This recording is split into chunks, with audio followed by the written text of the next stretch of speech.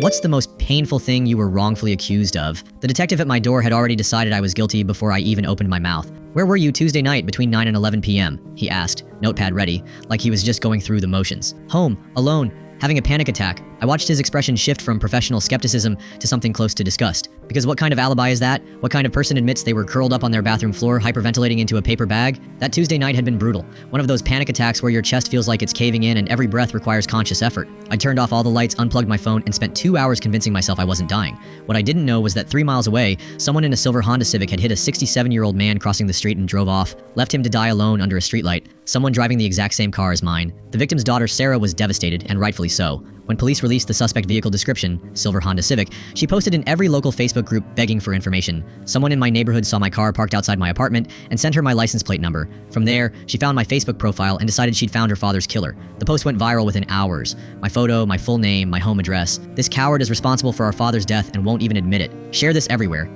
He needs to pay. And people believed her. Why wouldn't they? A grieving daughter seeking justice versus some guy claiming he was having a panic attack at home. My phone started buzzing at 2 a.m. Messages from complete strangers. We know where you live. You're going to pay for what you did. The threats kept coming. Hundreds of them. Sleep became impossible. Every car that passed my apartment made me jump to the window. I installed 3 deadbolts and started ordering groceries online because stepping outside felt like signing my own death warrant. My boss called me in Friday morning.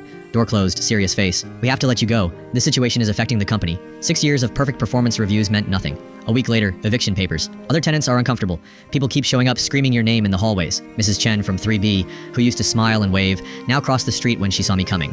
I packed everything I owned into my supposedly murderous Honda and drove 400 miles to my aunt's house in Nebraska, convinced someone was following me the entire way. For 18 months, I lived like a ghost. Couldn't work because one Google search brought up the Facebook posts calling for my head. Couldn't date because explaining why you fled your hometown tends to kill the mood. Couldn't even buy groceries without wondering if someone would recognize my face. The police kept building their case against me. I kept telling them the truth. They kept looking at me like I was a liar. Then September came, and everything changed. Some drunk college kid crashed his Honda Civic into a gas station at 3 a.m. When they towed his car, they found DNA evidence embedded in the bumper. Paint transfer.